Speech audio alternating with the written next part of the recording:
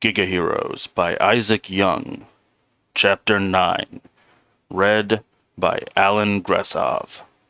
I holed up in an abandoned warehouse for the rest of the day, waiting for things to cool over. I spent the next half a day having fun punching holes in walls and generally testing out my new powers. I still hadn't discovered a limit to how long I could hold my breath. For all I knew, it could very well be indefinitely. By the time night fell, I was still giggling like a maniac. It was then I realized I hadn't gotten hungry all day. It was like every normal human limitation had been dialed back or turned off. The weirdest thing was that I had to force myself to notice that they were gone. It all just felt so normal. Of course I didn't need to eat or drink or sleep as much as I needed to before. This was who I was now. But it was still crazy to me that some people had felt like this all their lives. They were lucky ones. They got to be gods among men while the rest of us barely scraped together a living.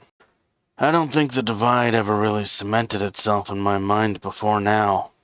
I knew people were rich and famous and powerful, but it never really sank in just how much they lived better.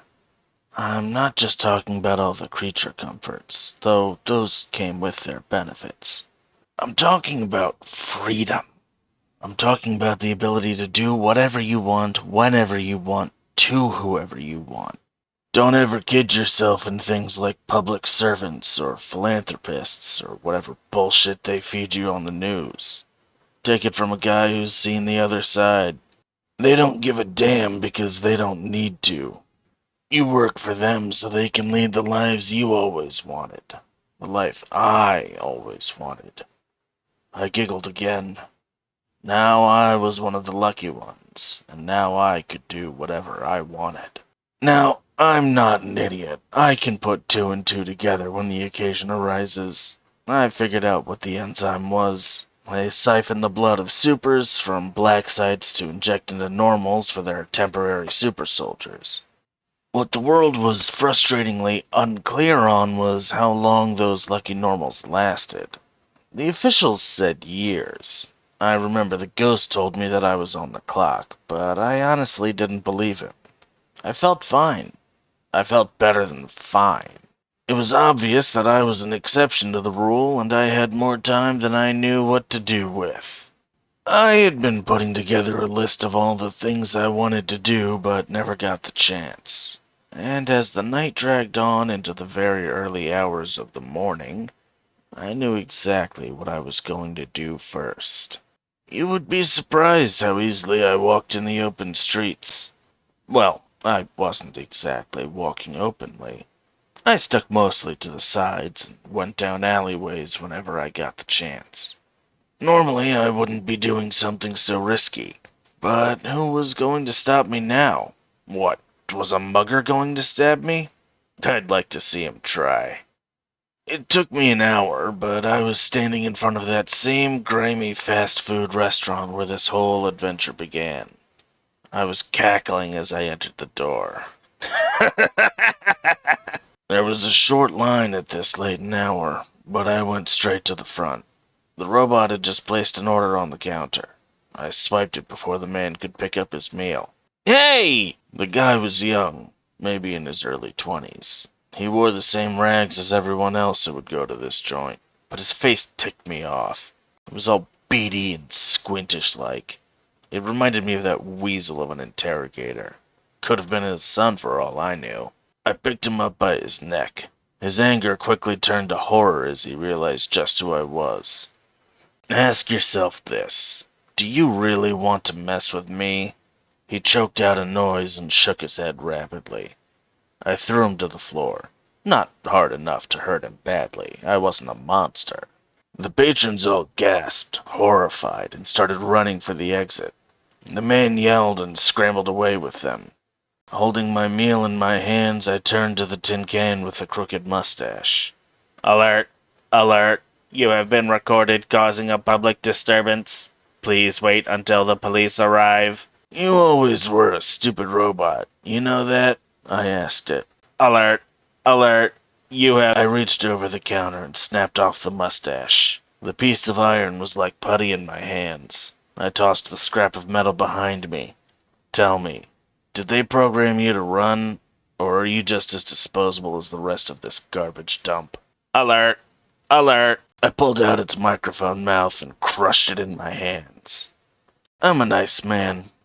You have 3 seconds to prove me wrong. 1, 2. I held out my finger to flick it in the forehead. The tin can rumbled, trying desperately to say the same thing as it always did. 3. The robot went crashing through the wall and into the kitchen behind it. The automated kitchen exploded with grease and debris and machine parts. An alarm sounded in the restaurant, and I heard the doors click locked behind me. I ripped them off their hinges and chucked them in the back as well. A fire caught up, and soon the whole place was burning. I took off into the night, flying around to shop for places to eat. I found this really nice penthouse on the top floor of a skyscraper. All the windows were broken and the place had been thoroughly looted, but it had a nice view of the city. I grabbed a chair and dragged it over to the edge. Sitting down, I opened up my meal. Surprise, surprise! Inside was a cheeseburger and a bag of fries. I regretted not taking a drink when I had the chance, but it didn't matter now. I bit into my cheeseburger and tore a piece off. As I overlooked the city, I wondered just which cheeseburger had tasted more delicious. Was it the one that cost me everything? Or was it the one that cost me nothing? Sitting on top of the world, I'm not going to lie. It felt pretty great. But as I continued chewing, the burger didn't fill me up like it had before. I suppose it couldn't anymore. I mean, the flavor was all there, don't get me wrong. All that wonderful greasy slob that made the taste buds go crazy was still there. But there was also something visceral that was missing. When I swallowed, I didn't get any pleasure from it. My stomach wasn't satiated. It didn't feel much of anything. Halfway through, I got bored with the burger and tossed it away. I kicked the rest of the bag off the skyscraper. I leaned back in my chair and took in the view. It was nice up here. Quiet, but nice. You never got a lot of that in City 57. There was always someone chattering louder than they should, or some distant gunfight, or some drug addict muttering in the corner. And if it was quiet, it meant you were in a really bad part of town, and that meant you should get out of there fast. This quiet felt more peaceful, if you know what I mean. For the first time in my life, I think I realized what that word meant. I was always going from work to dumpster diving to trying to scrap together enough credits for what food I didn't need from the dump. And when I wasn't doing any of those things, I was sleeping with one eye open. I never had the time to stop and think about things. But looking on the mostly dark but still twinkling lights of City 57, I just felt sad and alone. I don't know. I look back on my life and I don't even understand what I could have done differently. But I still feel like I somehow wasted it. I didn't know how or why, but deep down there was something I missed all those times when I was begging for my next meal. There was something more to things than surviving, even when you were starving. And just as the sun was beginning to rise over City 57, that feeling awoke me. And it wasn't that bullshit you still see on advertisements about living your life to the fullest. I don't know who still believed in that these days. A pretty woman got to lounge on a beach trying to sell you shampoo, meanwhile you're considering whether you should drink the toilet water. A man's got to have a reason to stick around. A good reason. I just didn't know I needed it until now. I relaxed back in my chair and closed my eyes. Look at Adam Mason, having a religious epiphany. What will he do next? I chuckled to myself. Nah, but I wanted something now, and I didn't know how to get it. When I got my superpowers, all I thought about was what I was going to take first. But now I just wished I had someone to talk to. Yeah, maybe a friend would be a good start. My ears picked up a humming noise that rose above the general hubbub of the city. I had noticed that my senses had also been dialed up, but in a very convenient way. It wasn't that my hearing had increased. Loud noises remained the same as they always did, but that I could just pick apart sounds a lot more. The humming grew louder and louder. I opened my eyes just in time to see a missile aimed square at my face. Oh, shit! I didn't feel the impact or the explosion. In fact, all I felt was utter chaos in my senses for the next minute as I was flung backward and the world turned to fire and dust around me. I vaguely recall landing on my side and rolling until I slammed against some rubble. All in all, it lightly stung.